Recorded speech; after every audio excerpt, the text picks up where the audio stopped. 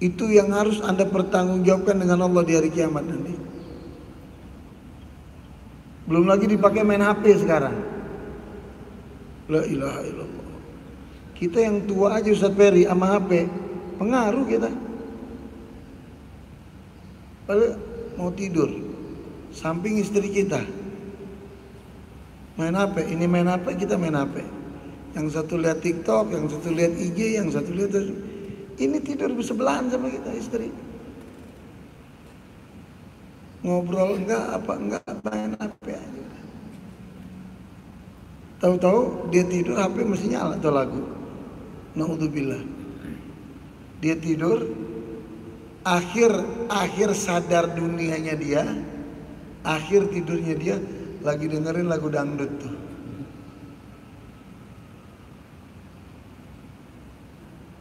Masya Allah. Istri di sebelah kita nggak kita ajak ngobrol. Kadang kita duduk depan TV. Kalau sekarang udah nggak ada yang nonton TV, Pak. Nggak laku TV. Duduk anak kita 5 ngobrol di ruang tamu. Lebaran. Habis lebaran salaman, makan, habis makan duduk depan TV di bangku sofa. Duduk anak-anak kita satu sama lain nggak ada yang tegur, khusyuk semua khusyuk. Pada main HP. Makanya di Australia atau di beberapa negara, anak yang usianya kurang dari 16 tahun itu nggak boleh dikasih pegang HP. Kalau ketahuan orang tuanya kena pasal gitu, kena hukuman. Ya. Bukannya alat elektronik itu nggak bagus, Pak. Bukannya informasi itu nggak bagus. Ya.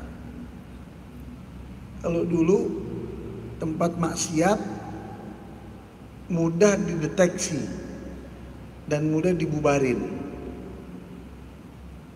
Sekarang tempat maksiat di HP, di kantong kita. Mau nyari apa aja ada di HP.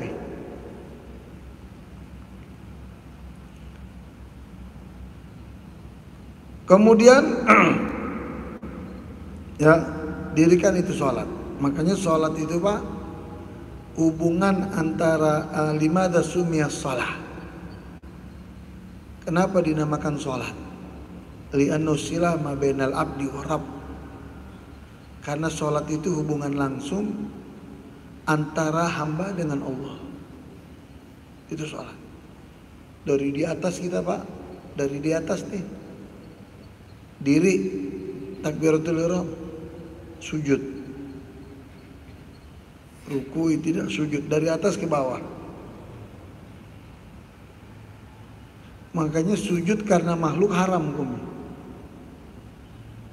Sujud karena makhluk haram.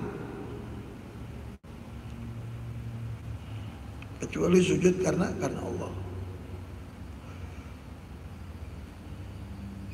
Kemudian yang berikutnya, amalan bisa menyebabkan kita masuk surga, waktu itu zakah. Laksanakan tuh zakat. Itu zakat Pak, itu racun Pak. Nggak ada bedanya seperti susu. Kita punya susu, ya 1 liter kita punya susu, atau 10 liter susu kita. Kejatuhan 1 tetes homer, 1 tetes, nggak ngerubah warna susu, rasa susu, bau susu nggak ngerubah. Kejatuhan 1 tetes homer itu najis sudah, haram.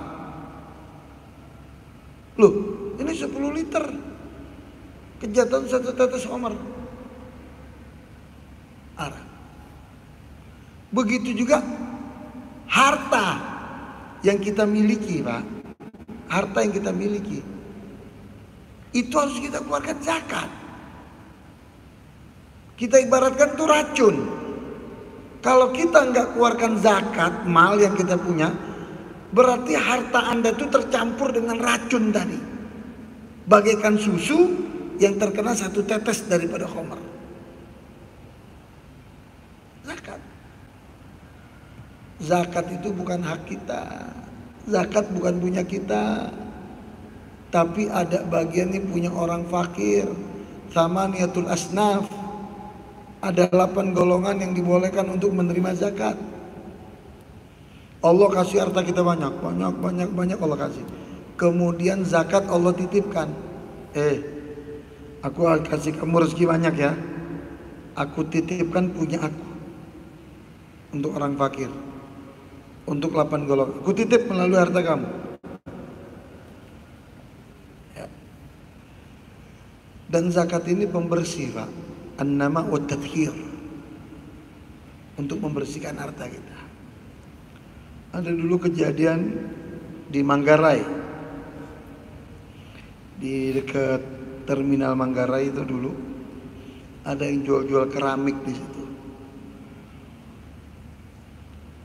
Keramik sama ya alat buku apa kardus yang mudah terbakar. Kebakaran di situ. Semuanya tuku ludes habis. Ada satu tuku, ini tuku kertas. Tuku kertas. Tapi subhanallah itu tuku, satu nggak ada kebakar kertas. Kiri, kanan, depan, belakang habis dilalap api. Ini satu tuku nggak. Aneh bin ajaib. Akhirnya ditanya pemilik tuku, kenapa kok lain-lain kebakar kamu nggak, apa amalan enggak? Saya nggak ada, dia orang biasa-biasa aja Pak. Saya nggak ada amalan apa-apa. Cuman berapa hari yang lalu aku baru keluarkan zakat jual beli nih. Aku baru hitung yang ada di tuku aku. Aku sudah keluarkan zakatnya yang di tuku. Dijaga sama Allah. Ya. Nah, dulu zaman Nabi ada satu sahabat. Dia datang, saya lupa itu sahabat. Ya Rasulullah, modalkan kami satu pasang ekor domba. Maka kalau terpenuhi nisabnya zakat, aku akan keluarkan zakat tepat waktunya ya Rasulullah. Orang miskin dikasih sama Rasulullah domba kambing sepasang. Doakan ya Rasulullah dari domba ini biar cepat berkembang biak. Didoakan oleh Rasulullah. Tapi Rasulullah titip, jangan lupa janji kamu. Keluarkan zakat tepat waktu kalau sudah sampai batasnya. Udah. Dia piara Pak dari Rasulullah. Itu domba beranak pinak cepat luar biasa. Sekali beranak 2, anaknya 3, cepat. Doa Rasulullah. Sampailah nisabnya, batasnya. Nisabnya kambing domba itu 40. Dia punya 40, udah sampai nisab, sudah haul 1 tahun, dia keluarkan sesuai janji dia. Terus berkembang biak. Punya lagi 121 sekian, keluarkan lagi zakat. Terus sampai Pak, ya dari saking banyaknya kambing dia bisa beli onta, dia bisa beli sapi. Sampai batasnya onta 25 harus dikeluarkan zakat. Sampai nisabnya sapi atau kerbau 30 ekor, dia keluarkan zakat tepat waktu. Wah, orang-orang fakir, orang-orang miskin senang kalau dia waktu dia ngeluarin zakat banyak daging. Sekali waktu dia sombong, iblis, setan ngeberisikin dia. Kamu sudah kaya raya, ngapain kamu zakat lagi? Harta kamu berkurang, kamu zakat. Udahlah, nggak usah.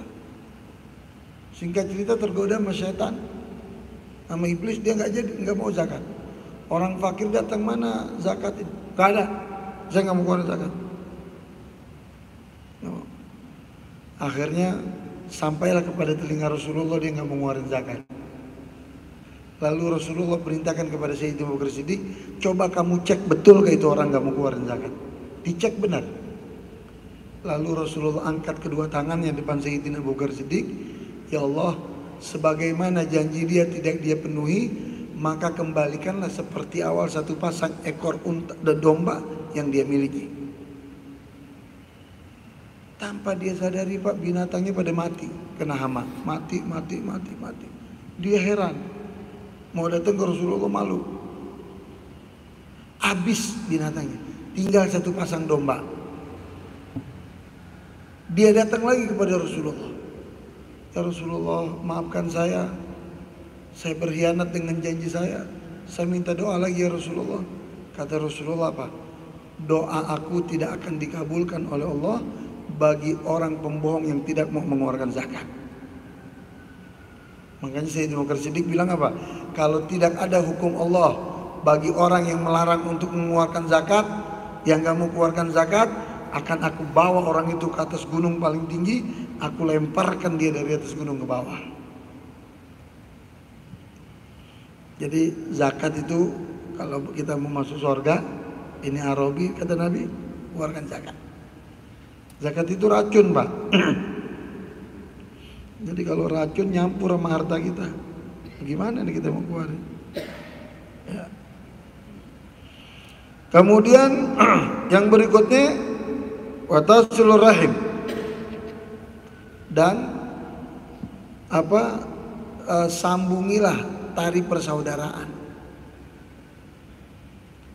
Sambungi.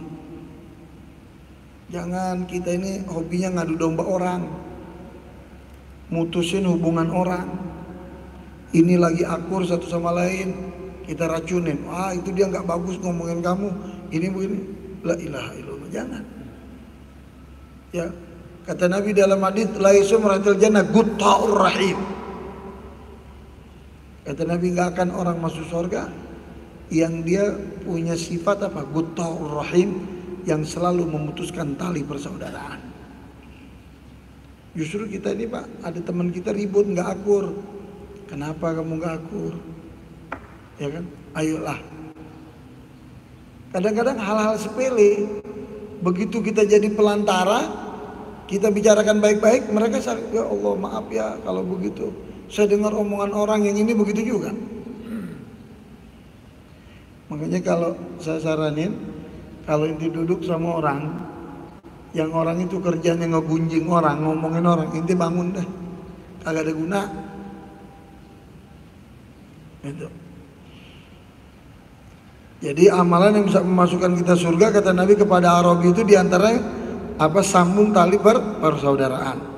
Hadis yang diriwayatkan oleh Imam Bukhari, begitu juga Imam Nawawi di dalam kitab Riyadh. Ya.